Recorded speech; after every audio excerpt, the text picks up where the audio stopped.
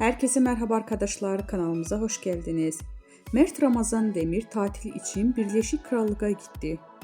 Yalı Çapkın dizisinin Ferit karakterini tanınan Mert Ramazan Demir, askerlik hizmetini tamamladıktan sonra Birleşik Krallık'ta tatile gitti.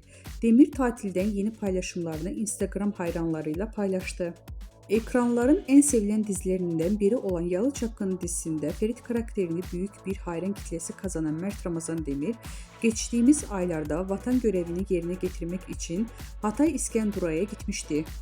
Askerlik hizmetini tamamlayan ünlü oyuncu, sosyal medya hesabından askerlik sürecine dair paylaştığı fotoğrafları hayranlarından büyük ilgi gelmişti.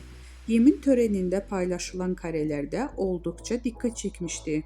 Vatan görevini bitirdikten sonra tatile giden Birleşik Krallık'a gitmeye karar alan Demir, tatilden yeni fotoğraflarını Instagram hesabından paylaştı. Küçük Haziran notuyla yaptığı paylaşımı takipçileri tarafından büyük beğeni topladı. Demir'in tatil anları sosyal medyada kısa sürede ilgi gördü.